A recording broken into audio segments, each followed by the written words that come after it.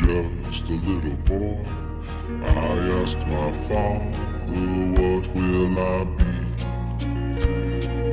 Will I be handsome? Will I be rich? Is what he said to me. Que sera, sera.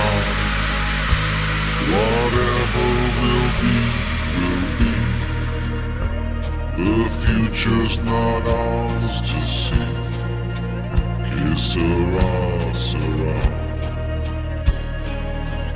What will be, will be.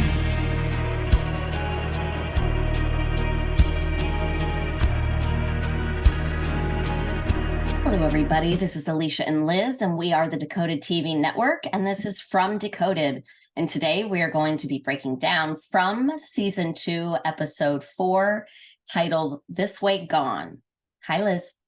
Hi. Well, how are you? How'd you feel about this episode? It was a good episode. Yeah, Not I as thought so. exciting as last week's, but certainly moved the story along. Yeah, definitely. Oh, we got some new names. We did Like get new names, characters. yes. Bacta, the bus driver, Mm-hmm.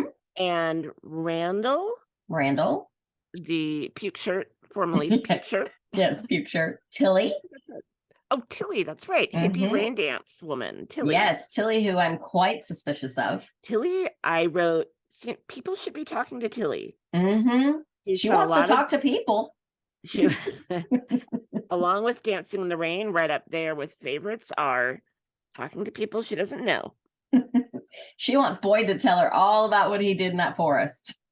I heard you had quite the trip, the excursion. Like, what a random thing to just walk up, and ask this stranger. The sheriff. Yeah, so put some respect on that jacket and badge. I definitely find that to be suspicious. Not necessarily in a bad way, but I wonder if it seems like the people on this bus are very specific, with Elgin having dreamt about it, potentially maybe already being there, and the fiance, and almost like meant as some kind of catalyst of some kind for the characters that are already there.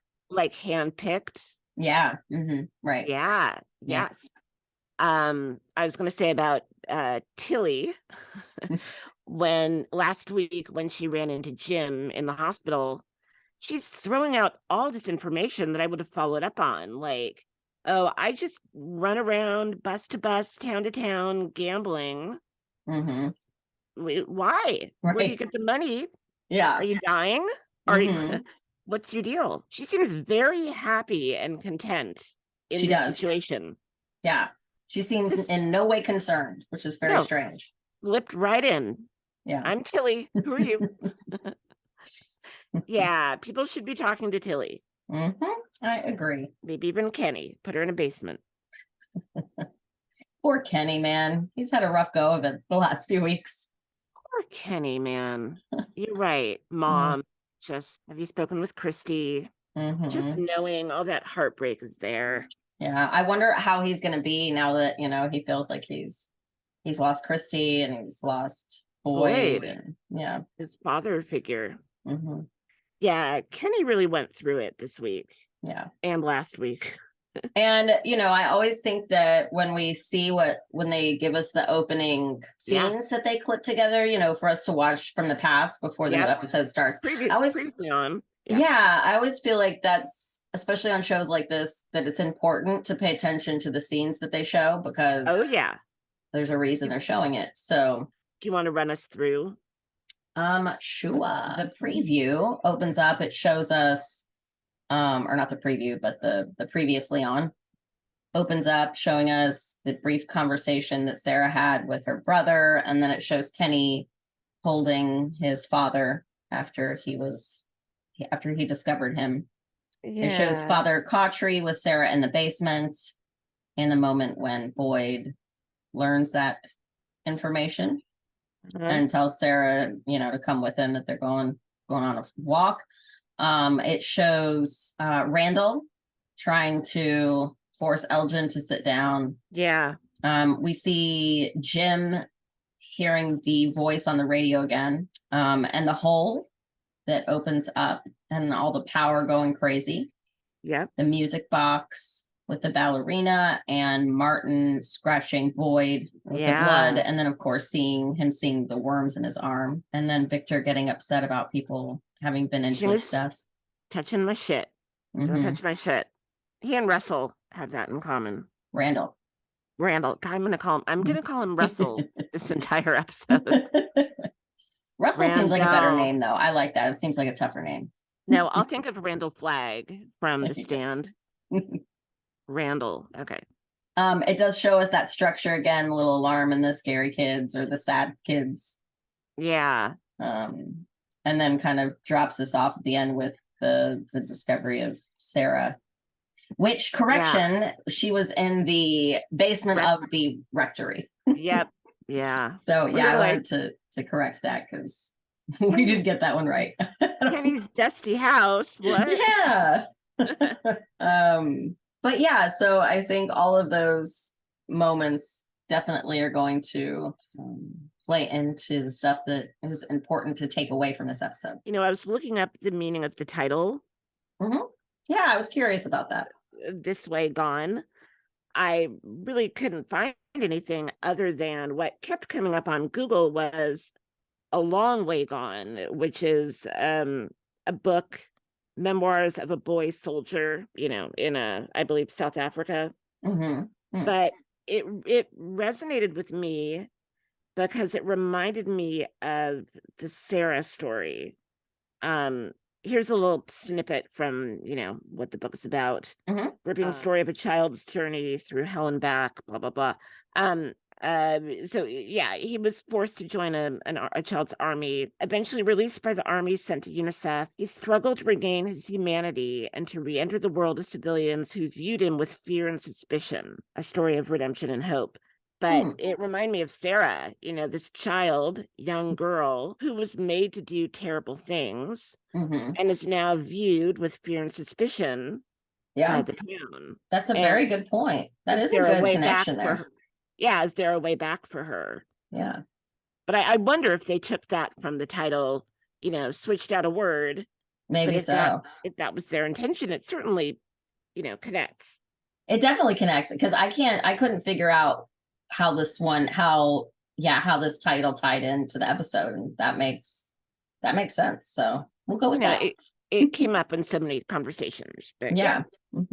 Yeah. So, and I do think, Sarah feels like there's no way that she's going to be able to be reintegrated into the town. No, she's like, box me. Yeah. Box me. We know this has to happen. We knew it was going to happen. Put me in the box. And Boyd. I also wonder if, like, because there is the theory that, like, her and Boyd and Victor might be immune to getting attacked by the monsters. So perhaps she does get put in the box, but nothing happens to her. Ooh, wouldn't that be that would writers, right? Too late to listen and copy, but theory alert. Yeah, I would not be surprised if that happened. Yeah, that would be interesting. And everybody kind of walks out there expecting her to be torn apart, and she's still alive. And okay, they'd be even more suspicious. Oh yeah, that's true too. Yeah. But no, that's really good. Yeah. So Sarah, and I'm jumping into the story, but I wrote in my notes, did she really go into a faraway tree? Because I don't know. Convenient, the one spot where she would be safe from both the monsters and the townspeople, mainly the townspeople, would be hiding in the basement where she thinks she belongs, basically, you know, her own little jail cell. But I wondered if she just kind of made her way back to town. And I wonder that too. Yeah. I mean, she says that it took her here. Well, but it's too convenient. Exactly. I agree. Yeah. I agree with you. I think it's pretty convenient too. I think that's unlikely. I bet she made her way back. Especially being immune to the monsters or not being bothered by it. It would be safe to travel at night. Does she know she's immune?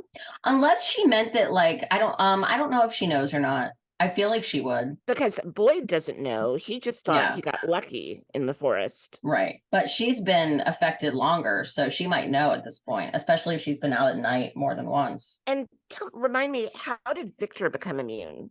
Or why do we think he's immune? I don't know. Okay.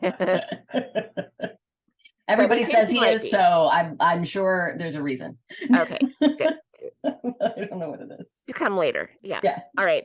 So But yeah, so the episode opens with us, the so flashback sad. to like when Kenny had just arrived in town. And, maybe I'm guessing maybe, a day or two they've been there. But there was an incident where his dad thought his brothers were the zombies and was going to open the door. And his dad has Alzheimer's. right. Or he has dementia that's progressed to the point where he's no longer safe. Yeah. Amongst his family or the town. Right. Yes. And it killed me. I want to, but I don't want, I want to go home with you guys. Am I so going sad. home? And I was crying. It's an evil disease. It was so sad. And the mom, like, yeah, you'll come back tonight. You just need to get better. Yeah. Yeah. Oh God. He's just so innocent and with the chessboard, and yeah, that really hurt. And a painful couple weeks of and just so sad too that they it was like, you'll be safe here, and in the end he wasn't, sadly. I know. Boyd finds Kenny crying, understandably, outside, and hey, I need a deputy. I need someone to watch my six. I learned in the army that people feel safer when they've got someone to look to that looks like they've got it all together. And you look like you could be that kind of guy. And I need the help. Would you be my deputy? Yeah. Reaching out a hand as a tether to be Kenny's, a distraction and a good tether. Yeah. And a source of emotional support while he's here, for sure. Yeah. And he ends up being like a second father figure. Yeah. Which is really important to Kenny. And Kenny has become very protective of Boyd. Very. Yeah. He takes watching his six very seriously. Yeah. And we see that really in the conversation that he has with Sarah about how, you need to let me protect him. So, yes, you being here is a liability. Yeah. And it's going to affect how people see Boyd, and I need to protect that. Exactly. Yeah. So it's understandable that he would be so betrayed when Boyd, doesn't return that level of respect, I guess. Well, yeah. I mean, I think so. I wrote down, or what I thought about was that, if the opening scene weren't so important, it would just be one of the previously on, but they're showing us Boyd and Kenny's kind of initial connection for a reason. Yeah. What I took away from all of this was that the main theme of this show is leadership. Showing what the different leaders in the town are having to go through, and having to make the hard decisions for the greater good, for the benefit of the many versus the few. Right. I think I'm butchering that saying, but for the good of the many versus the good of the few. So we see it with Boyd having to make that decision about Sarah, where he wants to keep her safe, but he knows that she could be a liability to the town, but could also be the key. We see that with the Lou family and, the greater good of the family versus what they want. They have to put their dad away because he's a liability to them. He could open the door at night. Right. We see it with Donna. She doesn't really want Randall to stay, but she's like, I'll be motherfucked if I let you hurt another member of this house. Right. Another one of my people. But yeah, so we see it with Kenny, Boyd, and Donna. Yeah. All having to make tough decisions. Right. And in the end, kind of bookending this initial meet and connection between Boyd and Kenny, Kenny had to make the hard decision to leave Dad at the hospital. And then he's trying to save Boyd, and so Dad had to be left because he had Alzheimer's. Kenny is worried that there may be something wrong with Boyd cognitively. That I don't know if Kenny knows about Boyd's Parkinson's. I'm trying to remember if he found out or not. I think it's a secret still. I think so. To everyone but like Ellis, maybe. Right. But Like, yeah, very, and Donna might know, I'm not sure. yeah. But I don't Uh, think that Kenny knows. So Kenny's worried that he's having the same conundrum all over again. Right. Is my father not cognitively capable of leading? Mm-hmm. And yeah, so he's worried about the town worrying about that, about Boyd as well. Right. Has Boyd lost his mind bringing Sarah back Mm-hmm. and keeping her around when she's a liability? So Yeah. it's kind of this, round and around, people in different roles of the same story. Yeah. Is that what you got?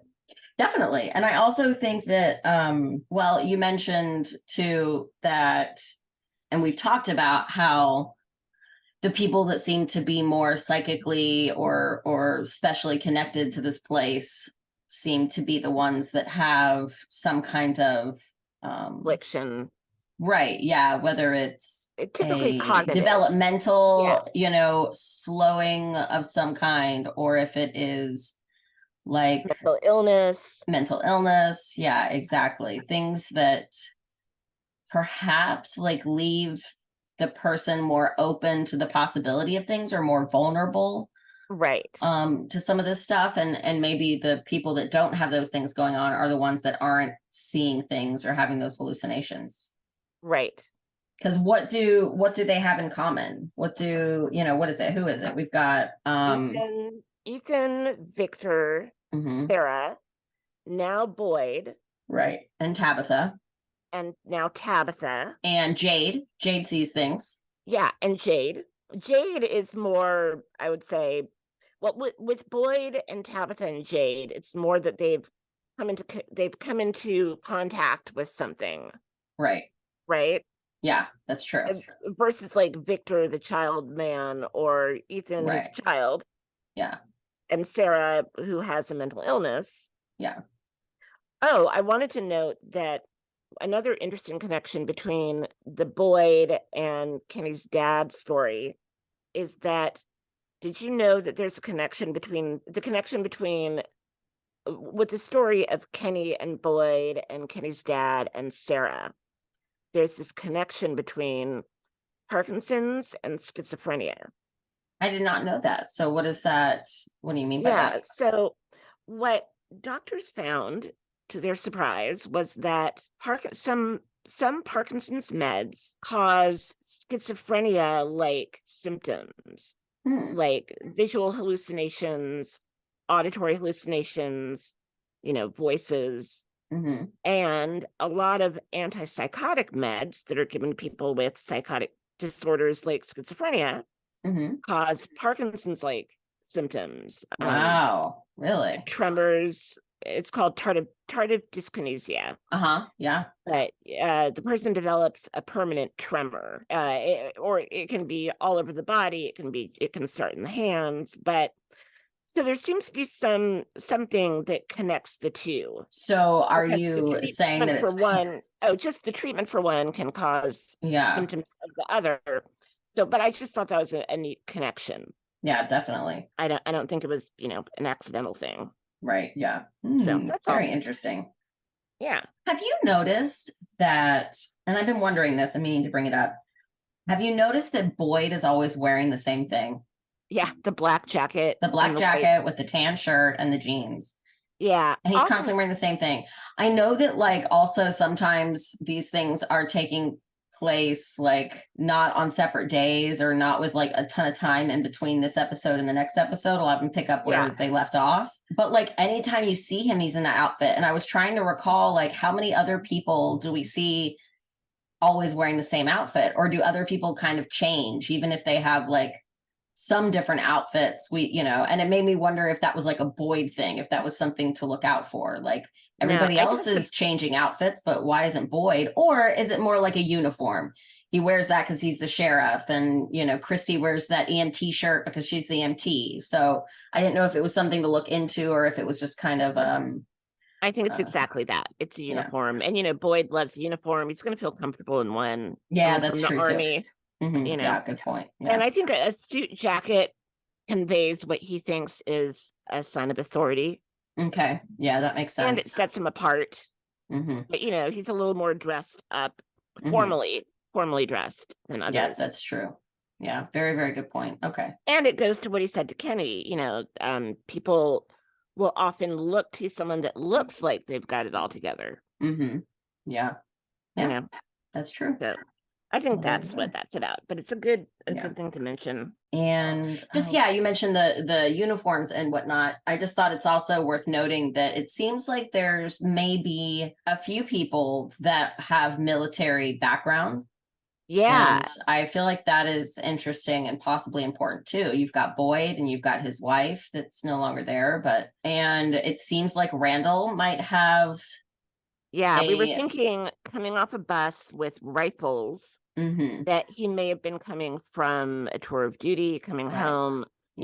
People often don't have a lot of money when they're coming out of the army, so it would make sense he would come home on a bus. Yeah, and then we met Martin, who was a Marine, or had the Marine tattoo. Had the Marine tattoo at least. So yeah, I wonder if there's something to all of the military influence. It's a significant statistic, to have that many people with connections, I think. Yeah, I think so. And we talked about other cues or clues that might relate to the Army. You want to talk about the bus driver's name? Yes, let's talk about that. Bhakta. So her name is Bhakta, and that is a term that is actually, this is really interesting. I thought it was, I was reading on Reddit because people were talking about it, and they mentioned it being a tank, and I thought maybe that was also military related. Now, tank is in a boom boom tank, or well, that's what I thought, but it's not. So a Bacta tank, when I Googled it or hit the link that somebody provided, also referred to as a Bacta pod. Now, and it's spelled with a C instead of a K, but still. So a Bacta tank is a cylindrical tank into which a being could be submerged for extensive exposure to Bacta, which is a fluid that could accelerate healing and treat major injuries. Ooh. And I also noticed that in the bus, Michigan is framed behind Donna's head quite a bit with a big exclamation point. Yep. And so I'm wondering if those are clues. And so it was a Star Wars reference, the Bacta tank. And so apparently it's a Star Wars thing. And the Galactic Republic used them to treat injured soldiers. Whoa. Yeah. So a Bacta tank is a made up thing. It's a made up thing. Yeah. Okay. It's a made up thing. But it was real world, like made in Michigan. But I thought it was too at first, and then I went looking and I was like, oh, they're talking about something that's not real. Okay. But it is an interesting reference. And I think a Star Wars reference is interesting too, because there's been a lot of talk and chatter about whether or what this place is. And there's a lot of references to sort of galactic universe, connect us other uniforms. So other life forms. So the elementary school was named the Celestial Elementary in high school. I believe the hotel or something, it said something like the Cosmic Hotel or the Cosmic Motel. Yep. And there's others that I'm not remembering off the top of my head, but there were quite a few of them. So that combined with this sort of Star Wars reference, and also the fact that that was used to treat injured soldiers. And we also see now that Boyd isn't the tremor isn't an issue anymore. And we've also seen other people seem to heal somewhat quickly. Or not get injured at all when they should be injured. So I just thought that maybe all of that was kind of tied together for, be little clues. So we should be looking for more cosmic references. Maybe more cosmic references, maybe also more military, references to military and soldiers and stuff like that. Yeah. Well, the two little alarm clock girls that Tabitha's been seeing, they look like they've been hit with radiation. Ooh, maybe. The patchy hair, the balding scalps. made, and then Jim's conspiracy theory about, what if we're all being watched for some giant experiment Mm-hmm. made me think about, the old 50s, 60s atomic bomb, Mm-hmm. nuclear weapon places in like Nevada desert where they would set up these kind of old-timey villages or towns, I should Mm-hmm. say, that, look a little bit like what we've been talking about Yeah. in Fremsville.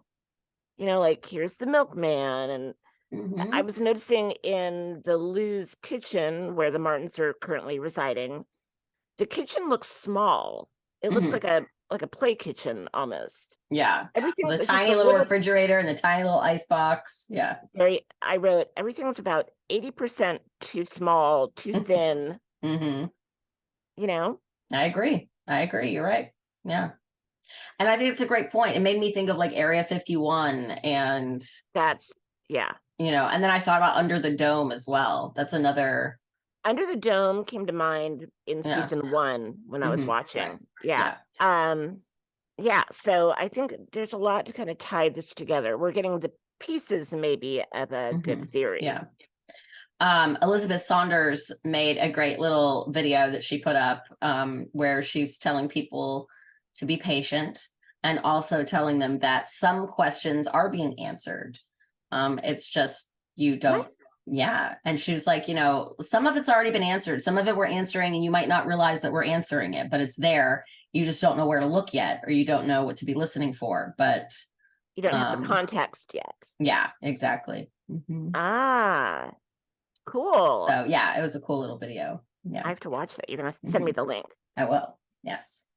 When Jim was talking about his conspiracy theory, and when Boyd was talking to Kenny about being his deputy, they both bring up the idea of the illusion of control Mm-hmm. or the illusion of something being what it is but isn't.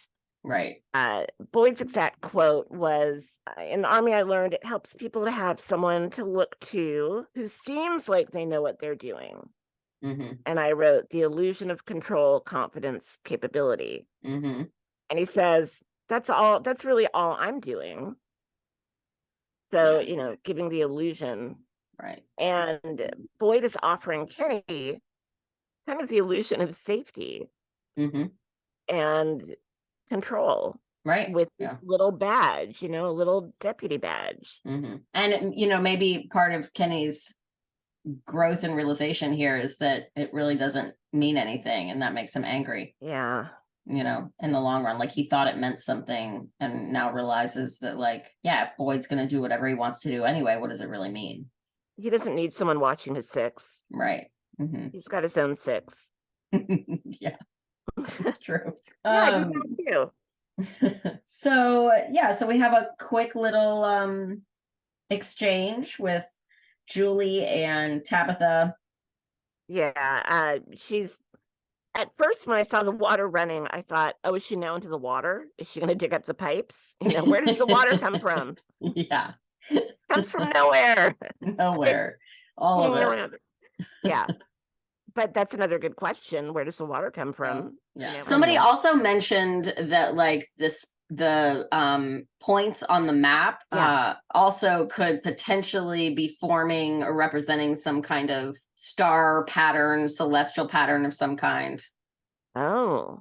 Which I thought was interesting. Somebody else brought up that probably wouldn't work because we don't know where everybody's been from, and there've been plenty of people that died and whatnot. So how can you really have a complete idea of where every single person that's landed there has come from? But I still think it's another good thing to like kind of keep an eye out for. But my point in bringing that up was that, I think that, the stars, all of that's kind of interconnected. Well, again, in nature. Mm-hmm. And again, if I remember of Fremsville, I would be documenting so much, where did you come from? How long of a drive was it before you hit the tree? Yeah, they need some scribes. They need people collecting information. They need somebody to go around to like each and every person in the town and ask them like, come up with a list of questions. And yeah. Be a pollster. You need a I pollster. like what you said. Yeah. How long did it take before you got to the tree? And where did you come from? And, any recent history of trauma. yeah, exactly. Yeah. Where were you heading and what was your purpose? Exactly. Yeah. They need that information. And it looks like someone was trying to do that at some point. But anyway, all right. So another thing to keep an eye out for, and I had been thinking about this and finally saw somebody else post about it, is that I'm wondering about the clocks. Because the clocks I think are all at different at different times. Okay. So I'm wondering, are the clocks stopped? And if so, is there a importance to what time each clock is stopped at? So yeah, it's kind of like a clock watch type situation. I had thought of it a while back and I hadn't mentioned it, but it would give more meaning behind Boyd ringing the bell. It's almost sunset. Everyone in, people aren't looking at their clocks going, oh, it's, right, exactly. 4 o'clock, 5 o'clock, whatever. Yeah. But yeah, so Tabitha is going to run off to talk to Jim. Julie's watching Ethan. They run into Jade as he's walking in the house, and he's like, oh, great. More people. Didn't you have a house? And it's not my fault you broke it. And he references they just got rid of the 3 smelly hippies from Colony House. Yeah. You mentioned, what happened to the naming ceremony or the choosing ceremony. The choosing ceremony. I know they haven't been there long, but I was pretty sure that was supposed to happen on the, second day or something like that, right? Or the third day. Maybe Donna and Boyd thought, 22 people. Yeah. We just got to get them all somewhere. Yeah, that's true. And different situation when you have that many people come in all at once. Because they've never had it happen before. Yeah. It's always 1 or 2 people, right? Right. Yeah, definitely. So then we've got Boyd, Kenny, Sarah in the basement. What we've covered, basically, Boyd's telling Kenny, go wait upstairs, talking to Sarah about, what the fuck happened? Where were you? I know that a lot of people are feeling a bit like they're not getting questions answered. I think on this show, people are doing a lot of talking. I think so too. I don't understand why people feel that way, because I think they're doing a lot of talking too. I mean, he outright asks her, what happened to you after you pushed me in the tree? Where did you go? And maybe she answers honestly, maybe she doesn't, but she answers. Yeah. A little boy in white up on the ridge told me that Nathan said that, what did she say? She said that that Nathan was right, that we had made this place angry, but that we would be safe in the tree. I had written in my notes, who's aware of the boy in white? And so far, I think it's only Victor and Ethan, right? Victor and Ethan, and Sarah. But Sarah just calls him a little boy in white. No, she's interacted with him. Has she? Yeah. And she says that the boy is different from the voices she hears. Well, I know that, but the way she described him to Boyd, it wasn't like, oh, the little boy in white. It was a little boy in white up on the ridge told me. Sure. But she didn't see him, I guess. Before. Yeah. Okay. So Sarah, Victor, and Ethan are aware of him. Yeah. So yeah, that was another thing that I clocked in my notes was in this episode, there seems to be there's at least 2 references of others possibly trying to help, but not really knowing how. Right. Yeah. Because I also noted the way that Boyd just stumbled upon the talisman. Right. I was thinking about that this week. So it's like someone from behind from. Yes, exactly. It's like they're in a clandestine way trying to offer help. Exactly. I'm like, there's no way that area full of there's a bunch of them. It brings me back to what we were talking about in terms of it being like a game of sorts, where one of the characters in a game you're playing, it's like your duty is to find the thing that will protect you. And he stumbled upon the thing that would protect them. And it made me wonder, how long has that been there? Have they been there and they're just waiting for the person who actually finds them and is able to use them? Yeah. But it seems like, it definitely seems like they were put there purposefully deliberately to- placed for him to find. Yeah. Yes. Mhm. Yeah. So that's another thing to look for. I agree. Sarah also says that she thinks the boy in white is trapped here like us and wants to help, but isn't sure how, which kind of ties into what we've been talking about with the other kids that are sort of seem to be haunting Tabitha, that they don't seem dangerous like the other people do. They seem like they either need help or they're just, observing in some way. But the ones, particularly the one on the right, looks especially scared and in need of help. Like, oh, this woman can see us. Mm-hmm. Maybe we can communicate with her. Right. Yeah. Please help us. Yeah. Exactly. Mm-hmm. Or you guys need to, stay away from the music box. So I think that it still goes back to the children being important. Yeah. Or a childlike mind. Yeah. Mm-hmm. Being able to, be open. Mm-hmm. The way that Boyd kept talking about Sarah, the way that Father Cautry would talk about her as a tool, someone Right, that as has a pawn. Yeah. Well, Kenny says, oh, like a pawn. Mm-hmm. And he's saying it in a way that is not derogatory, but it angers him. Yeah. That someone could be used as a pawn. Right. Which also made me think of the tip of the spear. Mm-hmm. Like the first wave that the people with the real power are hiding behind, who's controlling the spear. Anyway, yeah. Pawn, but the game of chess, mm-hmm. you're protecting your king. Right. And then there are all the pawns in the front, the chessboard in front of Father Cautry when he's talking to Boyd. And, I know people are kind of suspicious, but there's this great interview, an article with Jack Bender and a couple of the others that talk about the show and like what attracted them to it and how it's going to be different from Lost. And so Jack Bender said that his initial attraction to From was that Griffin had a detailed mythology for the characters in the town.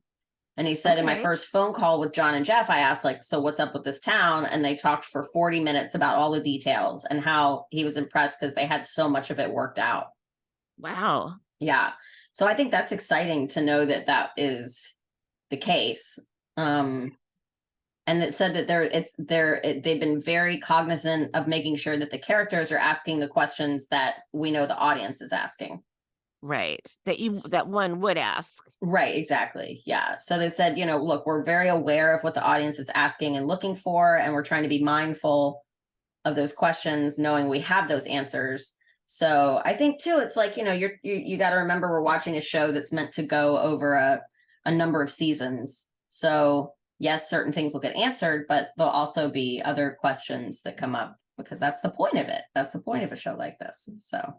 And I've seen some stuff on Reddit like, oh, great, another Lost, another show where we're not going to get answers, because it seems like this season they're introducing a lot more, more mysteries, more questions. But it's good to know that the writers know what they're doing, that there's a Bible. Exactly. Yeah. So Boyd, when he's leaving the rectory, he kind of passes out. Right. Yeah. He seems to he gets worked up, and then his vision starts to get a little blurry, and then he starts to pass out. Yeah.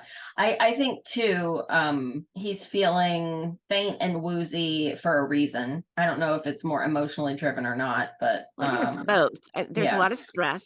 Mm-hmm. He was under a ton of stress, but he just came out of this kind of horrific journey quest where he got bitten by weird spiders. Yeah. And mauled by a weird, gross, dirty old man with long nails. And now he's got wormy blood. Long nails. Talk about an understatement. Those nails were awful.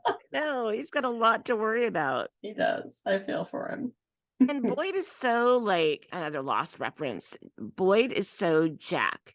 Mm-hmm. I can fix it. I can fix it. Definitely. Anytime I can fix it. Mm-hmm. I wrote. I agree. Michael Perrineau gets another Jack moment. I can fix it. Yeah. Exactly. I am the Jack now. He is. He's like, it's my turn. Yeah. We're happy for him. Yes, exactly. I say that I was with going love. to say Julie and Ethan visiting Colony House. Yes. And Elgin is sitting on the porch, staring into the distance, looking sad.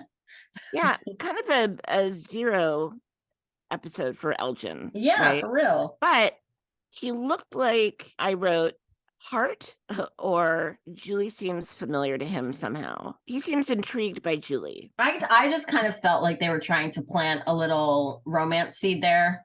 Oh, okay. That's kind of just how I took it. So that my heart. That's my little heart. Maybe. Yeah. Oh, yeah. Heart, yeah. There you go. Heart yeah. or Heart. Yeah. Knows her from somewhere. Yeah. So I'm gonna. Yeah. I'm gonna go with heart. Heart. Okay. Yeah. All right. But we'll see. And then Ethan brought pens for Victor. I know. It's so nice. Storage room. I thought you might be able to use these, and Victor's being so mean to him. I know. I did think it was like that moment where he tells him, like, well, you should have talked louder, or in fact, you should have stopped him harder or whatever. Yeah, exactly, which is such a childlike thing to say. Yes. And a childlike like understanding of a situation, like as though there's something that Ethan could have done about it, I wrote, Victor is behaving very much like a child. Children have a really tough time sharing. Right, that's true too. That's a developmental milestone that, things are not yours. You share, you'll get them back. Yeah. And it's okay for others to play with your stuff, which led me to, how the hell has Victor been living at Colony House? I know. Stuff is up for grabs. I feel like maybe he's like, his stuff is off limits. I vaguely remember there sort of being like, yeah, everything is open to everybody except for like Victor's stuff. Okay. Victor gets to be left alone, if I recall.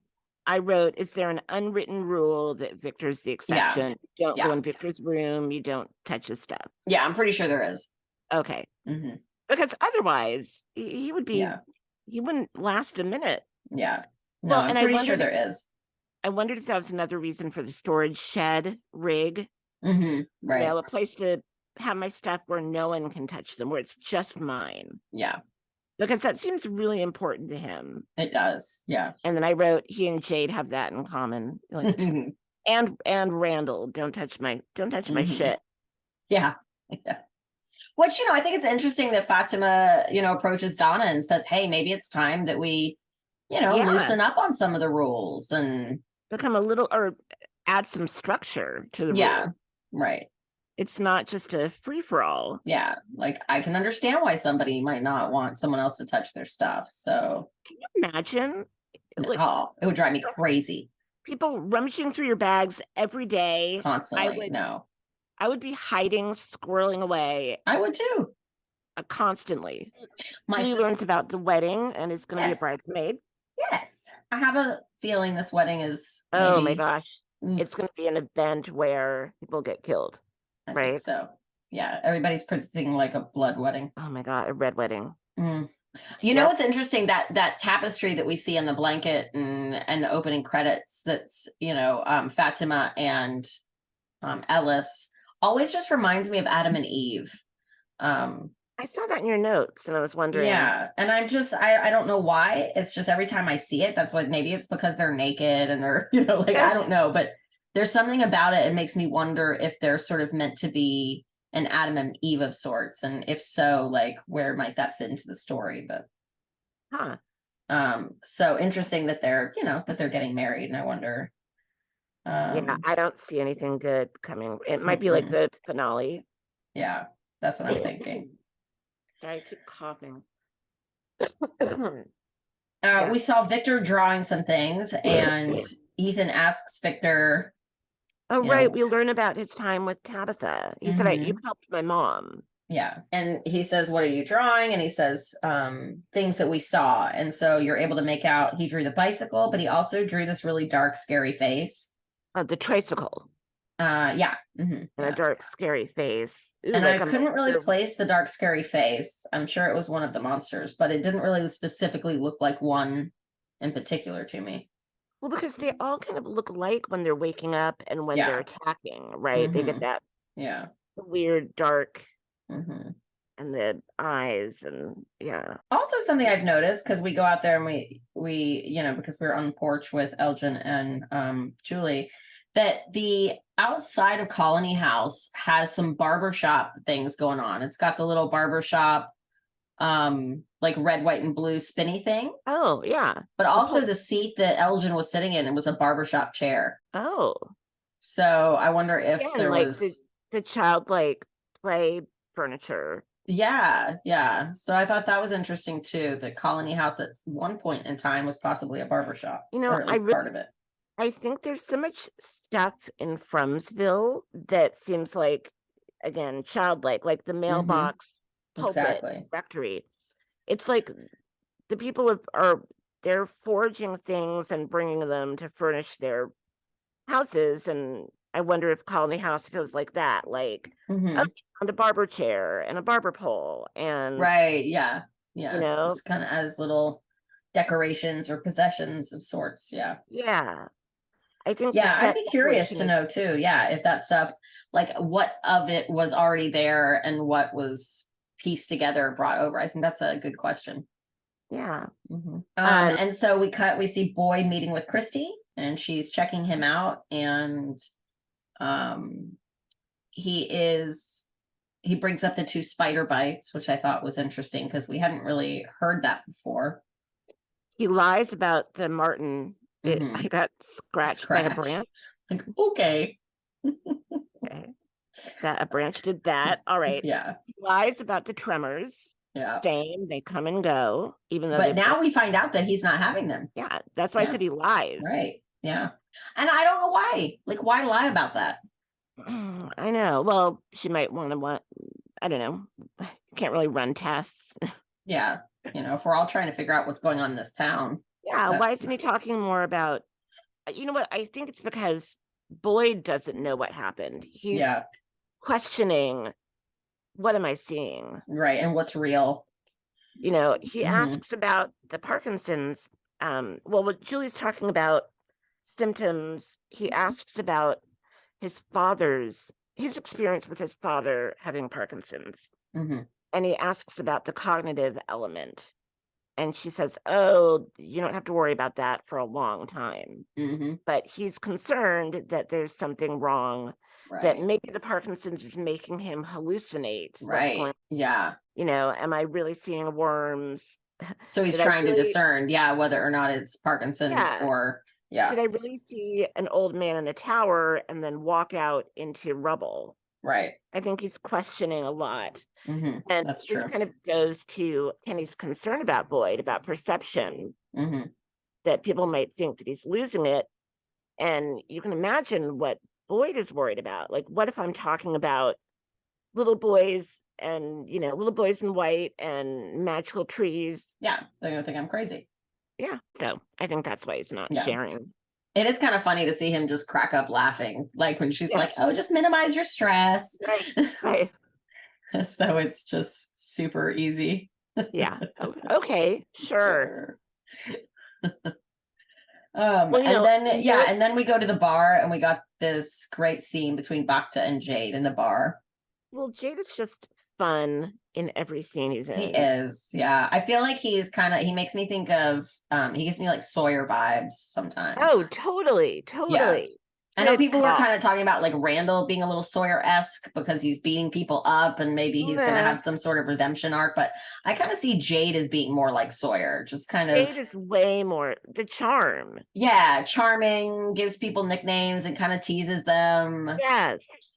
Tells things like it is, like, yeah. I love that. Jade is totally Sawyer. Yeah. And she talks about how she wasn't supposed to be driving the bus, that she worked a few extra weeks so she could pay for a little trip for herself to give herself a reward for getting her degree. Yeah. And that, she felt like that was something that she deserved. And now she says to him, is this what I deserve? And Jade mentions that he sold his company right before he arrived. They were both on the come up. You're right. So that conversation about like, what brought people here, before we were talking about, oh, maybe they were dealing with struggles, but now we're talking about these two people who, were sort of at the precipice of these big things, accomplishments. Yeah. Yeah. So that kind of throws a wrench into, or makes that theory a little more complicated. It does. I'm glad you clocked that too. And they cheersed to getting what we deserve. Oh no. Oof. I wrote bartenderless bar. That's sad. You know, But yeah, I liked that little exchange. I like that he tried to absolve her of her guilt. yeah. Did You you? Oh, know? was it before or after the tree? Oh, after. Yeah. Well, then you can. Yeah. You can't turn around. It Yeah. That's wasn't it. your fault. Mm-hmm. So next we have Tabitha meeting Mary at the hospital, and I noted, Mm-hmm. does Mary ever leave the hospital? What are you doing? What is she doing? We've got a nurse in town. That's kind of a big deal. Mm-hmm. You know, I looked up difference between EMT and RN schooling. And EMTs, not to knock EMTs, but they train for 12 to 24 months. Mm-hmm. RNs, 2 to 4 years. Wow. Yeah. So I think Double. Christy could use some help, you Yeah. know? Exactly. Mary's got better things to do than organize bottles. Yeah. Well, do you think that she was drug hunting? Oh, I didn't even think about that. Because yeah, I mean Tabitha walks up on her and I don't know, she That's had right. like She's one like, bottle in particular. oh, I'm a nurse. That's why I'm And then was very quick to be like, oh, don't worry about it. I'm a nurse. I'm organizing the drugs. Like what? That totally went over my head. I Yeah. think you're right. Yeah. How she coped with losing her fiance. Right. Yeah. So she's probably looking for whatever drug that she. Which apparently they don't have because they didn't have it to give to poor Kelly last week. Right. Yeah. To just kind of knock her out, OD her. Mm-hmm. Yeah. Good call. Good catch, Alicia. Thank you. I just was going to make a snarky comment about Mary never leaving the hospital, but yeah, I think that was a thing. good call. I just got that vibe too. Like the second she walked up on her, there was just something about it that felt off. Okay. And I think Tabitha felt it too. I think she was could wondering, just, yeah. I was like, what was the point of the scene? Yeah, I think that's what it was. Okay, thank you. That's why I do this with you. One of the many, many, many reasons. With our minds combined. Yes. We will solve. We exactly. will decode. We will decode and decode everything. So then we get this great thing where Jim begins to talk about his theory. Yeah. And he says, when we build a new roller coaster, we design it to seem impossible because the more impossible it seems, the stronger reaction you get from the people riding it. What if all of this was designed to see how we react? Some sort of messed up experiment. I'm so glad you wrote that down. I did too. Mm-hmm. Yeah. So he's talking about what if this whole town is designed to see what kind of a reaction they can get from us. Right. Who's watching. And who's watching. Yeah. And then that's where he mentions the voice. Yep. To Tabitha. Yep. So again, characters are talking. He tells her. Sharing information. Yeah. Yeah. He tells her about the voice and that's why he ran out of there. Yeah. And 20 minutes later, the house collapsed. And so she's like, you think someone's watching us? Yeah. And who else heard the voice? And you see him kind of like going through his mind, trying to think about, because there were 2 other people that heard it. Donna heard it, and then one other person. Jade, I believe. Yeah. But Tabitha is thinking, well, I'm seeing little girls. Mm-hmm. I wonder if Jim might be hearing voices. Right. That's true too. Tabitha's concerned that he might be hallucinating. Oh, interesting. I didn't even think about that, but that makes sense. Yeah. Yeah. She's like, who else heard this voice? Yeah. See, I didn't think about that part of it. There you go. That's good too. You're probably right. Yeah. Combined, we solved everything. Exactly. And we cut to Boyd having his own hallucination, hallucinatory conversation with Father Cautry. I wrote, is this a monster? Because it gave me Martin vibes. Not totally. There were differences, but Cautry was being pretty mean and pretty forceful, threatening. Mm-hmm. Like you better not. But he was also kind of like that when he was alive too. Was he? Yeah, he was very, very like blunt with Boyd and saying that like as a leader, sometimes you have to do stuff that people aren't going to understand, but you have to do it. Like he was very, very rigid. Yeah, and it would seem to confuse Boyd because Boyd would be like, "You're, You're you're a the pastor. You're supposed to yeah," but he and still, is honest, very, very honest. And that's when we learned Boyd says, "Hey, my hand's not shaking anymore, but now there's worms." yeah. Get rid of one, get another. Yeah. And then, Khatri says you need to keep your mouth shut because, Sarah may still be valuable. He's the one that really advocated for him to like consider Sarah as a valuable source to begin with. So, Right. again, it's still coming from the same person saying that. So it does make you wonder, like you said, is he a monster? Is he someone that can be trusted for real? Or is, even when he was alive? I couldn't, yeah, it reminded me a little too much of the Martin Yeah. interaction. So, but I think I'm 99% sure that was a pure Boyd hallucination. Yeah, I think so. His own mind talking to him, kind of working out between his guilt and wanting to tell Kenny and wanting to save the town, possibly with Sarah. To use her. And they talk about how, leaders sometimes have to make shitty decisions. And yeah, I wrote that. Mm-hmm. Yep, the difficult decisions for the good of the many. All right. And then that's when Jim goes to Donna, right? And says, "Hey, we got to talk about this voice." And she freaks out. She's like, "Get in here." Yeah. Shut the door. I wrote Donna's weed dream catcher. I was wondering what that. I was like, what is that? I think that's what that would be like drying weed. Okay, that makes so much more sense. I can't believe I didn't pick up on that. I was just staring at it going, what is it? That's what it is. That makes sense. I think that's my guess. Yeah, it seemed very Colony House-esque. Yeah, that's totally what it is. Rummaging for weed on the dream catcher. Yeah, that's awesome. We gotta dry it out. Yeah, I want to say I saw like barber chair. Something about that room seemed weird. Like barbershop-y. Well, it could have been that was like the barbershop was sort of on a side, like a room off the side of the house, and people, Yeah, it was a room we hadn't seen before. Yeah, I agree. Yeah, it was kind of like a sunroom or like right off of a sunroom. Yeah. I just thought, oh, what a nice room. Yeah. Get rid of the weed dream catcher and you're great. But yeah. And she's like, how stupid are you? How fucking stupid are you? What did she say? She's upset because she says, look, even if people are watching us, what do you think they'll do if they find out we know about them? They sure as shit aren't helping us. So if it is even an actual person, if they know that we know they're real, like they're not going to do anything to help us. So shut up until we know more.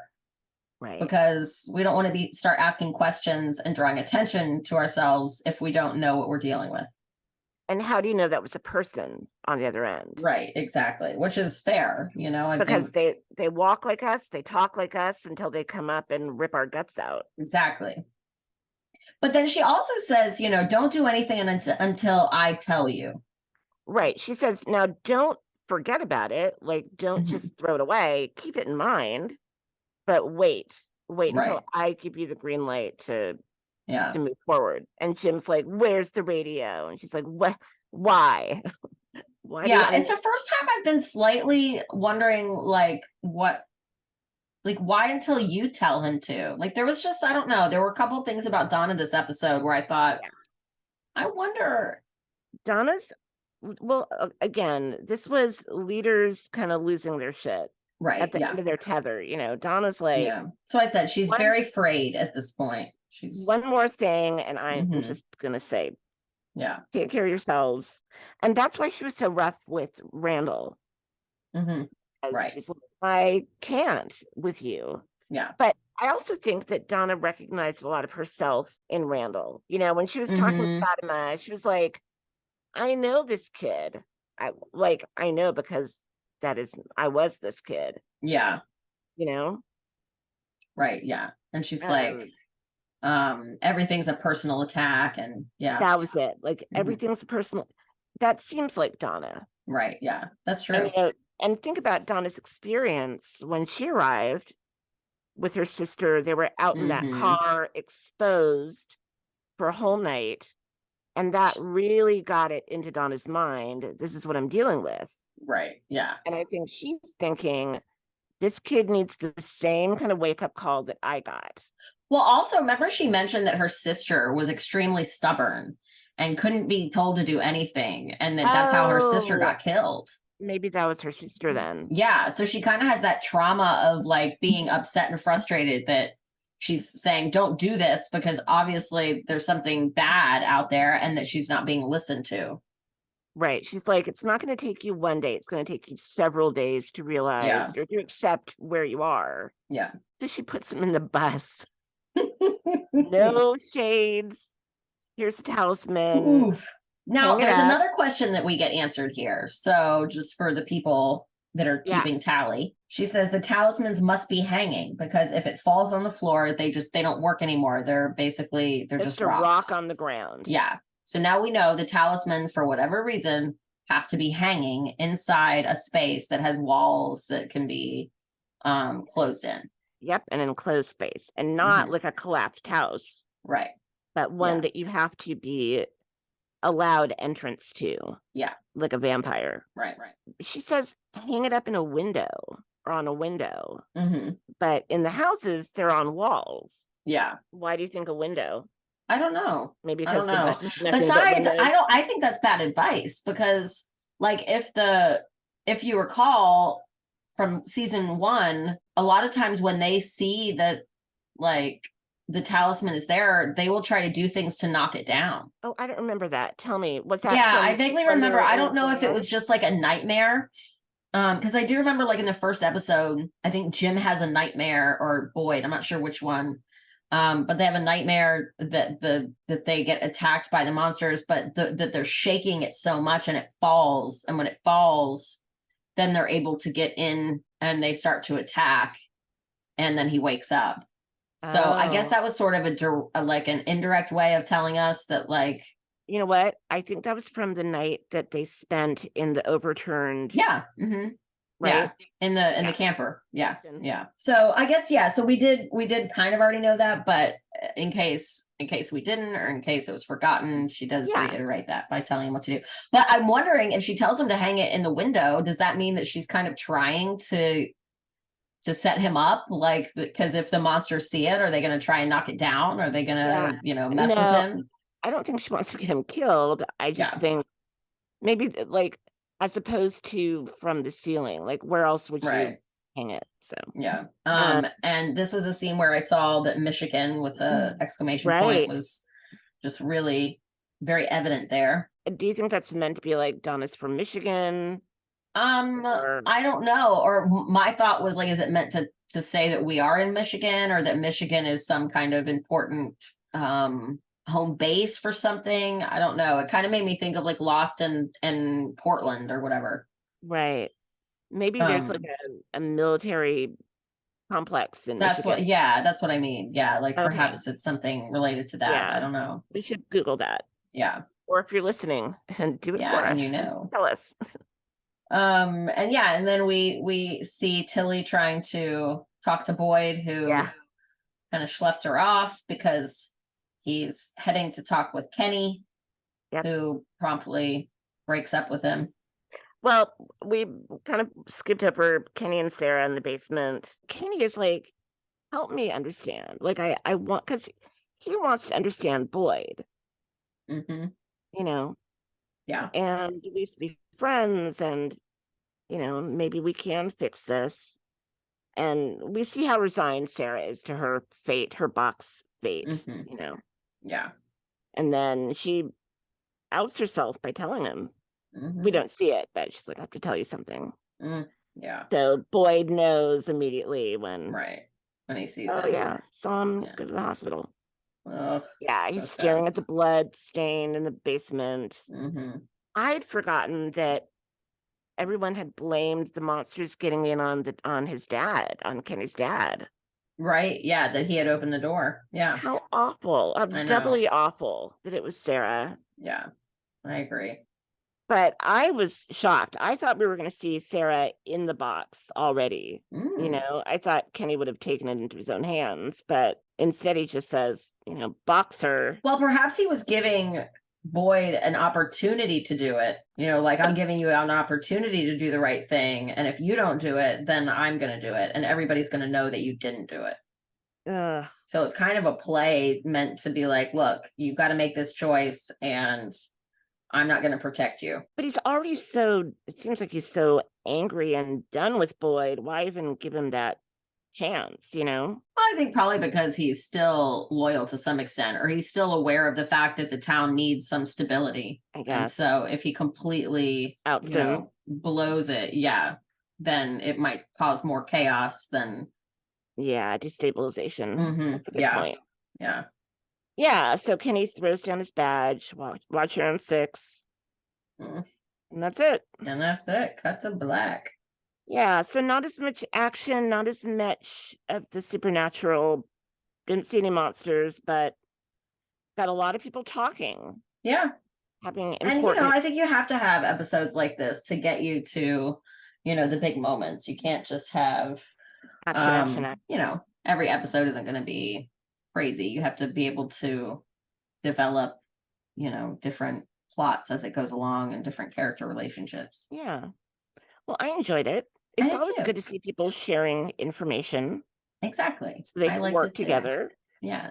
And it keeps you thinking and brainstorming. And so I wanted to introduce maybe a new little segment that we would have called our Theory of the Week. Yes.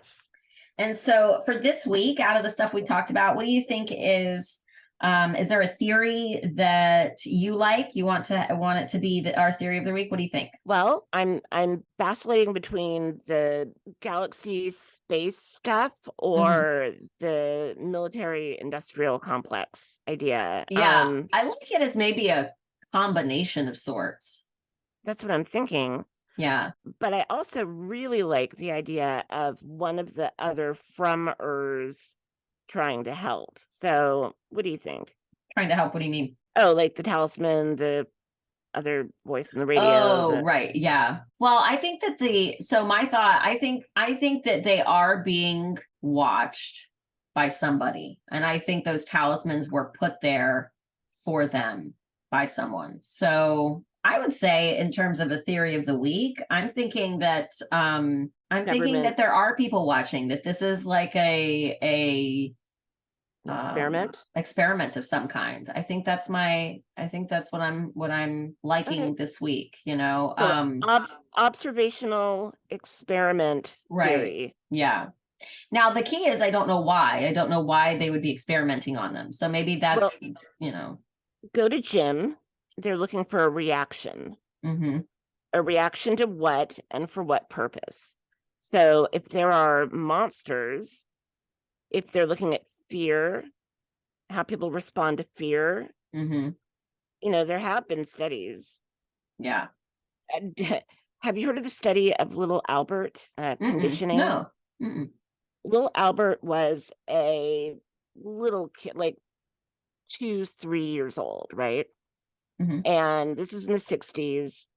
And one of the more famous psychologists that was studying conditioning, and I want to say it was Bowlby, but I'm getting that wrong. I'll look it up. Anyway, he was looking at just basic conditioning, pairing a stimulus and a response, and what would happen. So little Albert would come into the lab every week and with his mom, and one of the scientists would bring a fluffy little white rabbit, and Albert would pet the rabbit and enjoy petting the rabbit, and then they would pair him petting the rabbit with a loud noise that would scare him. And so eventually, when little Albert saw the rabbit, he would start to cry, right? What they didn't know was going to happen, and what they learned to their delight, was that the response began to, because it's a term. So eventually what happened was little Albert began to generalize his fear of the white rabbit and being scared. So he began to cry every time he saw a fluffy cotton ball, Mm. anything fluffy and white, he would immediately start crying. Uh-huh. So the mom came back to Watson and Rayner, the scientists, and said, "You got to fix my kid." And so they began to work on extinction, which is how to, decondition. Mm-hmm. But it's a very funny story because back then scientists were really fucking with people. Yeah. Well, and that would be the thing, is if there are scientists here, if there are people that are watching them and experimenting, what would be the purpose? What are they trying to figure out? Is it something that's related to mental health in some way? Is it something related to military experiments or people that have been in the military? Is it people who, I mean, I don't it's got know. to be related to fear, right? And I don't think that we're dealing with, I really don't think it's just the government. I think it's got to be aliens or some sort of supernatural. Yeah, I mean, if we're talking about, celestial stuff and cosmic, and it definitely seems like they're leaning into a alien life form or a universe, pocket universe, something that is much more beyond our scope of understanding. Right. Like maybe the government made first contact and they're working with these aliens because the aliens need to learn more about human fear responses. Or maybe they want to eat the pineal gland where, fear comes from, because that's a food source. I mean, who knows? But so I think that there's some interesting stuff there, and I'm excited to see what happens next. That and the Bacta I thought was a really interesting little potential Easter egg clue type thing. Oh, we've been talking about Victor, about the idea, and Elgin, that the idea that someone may have cycled through before. Right. Been in the town before, got out, come back. Or maybe people are just being, run through repeatedly. Yeah, is it a loop memory or what wipe? is it? Yeah. Right. So maybe they're looking to see how long it takes to remember, or I don't know, I lost my idea. Just something that they're trying to measure response times, or something like a fear response, or maybe like a maze, how long it takes you to learn how to get out. Yeah. Or conditioning. Yeah. I mean, if it's built like a video game to some extent too, then you've got to think about, well, okay, so if we go with the video game theory, or the quest or the hero's quest or whatever, then there should be some sort of thing that we're working towards. There should be a goal or an ending or someplace they're trying to escape. So I think the fact that the map is up there is, maybe also a clue that there should be some way for them to figure out how to get out of this place, and they just haven't figured it out yet. They haven't gone through the right faraway tree, or they haven't, hit the right button or found the right this, that, or the other, because that's kind of the way a video game works too. You like find stuff, and all of these things help you to advance through the game. But ultimately, you're still trying to beat it. You're still trying to get to the end of the world to accomplish, something. And so some end result. Yeah. So if we can assume that the end result is that they get to leave Fromville, then there's probably a whole bunch of different things that they have to do before that to be able to get there. Yeah. You need to. And I think that's probably the theory that so far seems to make the most sense to me. But yeah, a lot of times with stuff like this, I feel like maybe it's a combination of different things. So maybe that's, plays into it as well. Well, Jim's monologue about roller coaster building, I think, was really important. I agree. So what we learned from that was, you design something to seem impossible to get a specific reaction. And the more impossible it seems, the bigger the reaction. So you've got people in this town that have the seemingly impossible happening at every turn.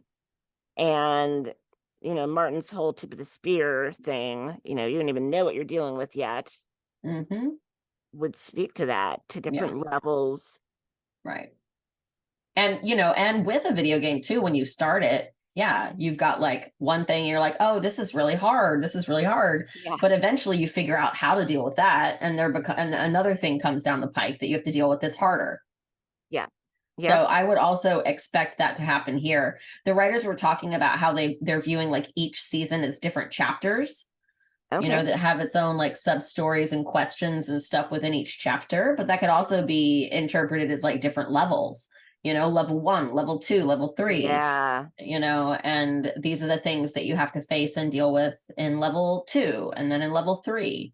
And so perhaps that's what we're seeing too with like the, Boyd is now he found the talismans and he was able to keep people safe against the monsters temporarily. And now he has to go to the next step of the next level to keep working on that journey of how to get out of here. Right. And think back to, we used to sleep hiding every night. Right. Now we don't have to anymore because we got the talisman. Yeah. And that, one step leads to the next, the next, the next. Yeah. So I think it makes sense for them to be in some kind of game experiment. Now, in terms of like what the purpose of that would be, who's watching and why, that's a little more nebulous, I think, still. But yeah, that's kind of what I'm feeling, what I'm seeing. I like that. One last little bit. When Randall, right before Jim gave his roller coaster monologue to Tabitha, or speech, we see the new Busby's, or maybe it was Colony House people, going through the bags of the dead new Busby's, rifling through their stuff and, picking out what they wanted. And Randall's furious and calls them fucking vultures. And I thought, last week was Elgin with his crow shirt. Ooh, yeah. This week. Animal alert. It's a very distinct fucking vultures. Yeah. Like, why would we hear him say that one thing clearly? Good call. I'm going to add that to the animal list that I have. Randall calls them vultures. Because vultures, what are they? They're birds of not prey, but they eat on the dead. Yes, they do. And where do you see vultures in movies, TV? They're in deserts. Right. We talked about the Area 51, old nuclear bomb villages in the desert, where they would do experiments on military weapons. Yeah, you're right. You're right. And what might be a good weapon, a fear-inducing weapon. So, very interesting. I'll leave it at that. Yes, lots of good stuff to ponder and think about for the next episode. So yeah, it was a good one. I know it was a little slower, but I still think there was lots of good stuff to dig into there. Yeah. And next week we'll be at the halfway mark. Yes, we will. And I'm hearing that episode 6, so after next week, after episode 5, which we have next, but I'm hearing episode 6 is a very big episode where some crazy stuff happens, and it's going to really shake things up and change the game. For any crossover listeners, we're also covering Yellow Jackets. Yes. And this week, number 8 is supposed to be the banger. Yeah. Haven't watched it yet, but me either. I'm gonna watch it tonight. So I'm about to. Yeah, I'm excited to watch it. Yeah, me too. So we'll be recording for that this weekend, and excited to talk about that too for any Yellow Jacket fans out there. And if you like mystery box shows, you can go back and listen to our back catalog of Servant. Yes. We love Servant, and it's a great show. So if you haven't watched it, we highly recommend it. And we did some really great deep diving on that too, if I do say so myself. I would concur. And we miss Ant, and he says hello. Yeah. And hopefully he'll be able to maybe pop in and guest with us soon, and then maybe join us next season more full-time for From. So he's not gone forever, but for now he's got some stuff to deal with. And yeah, he's taking a little bit of a break. And but he'll be back. We miss him. We miss him very much. Yes. But I know he's watching, and I know he's listening. So Hi, Aunt. She's observing. And yeah, so all right, guys, if you haven't subscribed, we hope that you will. That way you can be notified anytime we drop new videos. And make sure you hit that notification bell. And please leave comments, theories, questions, whatever comes to your mind. We love the discussion part of watching these mystery box type shows. So we enjoy engaging with you as well. And until next week, I think that's all we got. Yeah. That's it. All right. Well, we will see you next time on From Decoded. Bye. Bye. When I was just a little boy, I asked my father, what will I be? Will I be handsome? Will I be rich? Is what he said to me.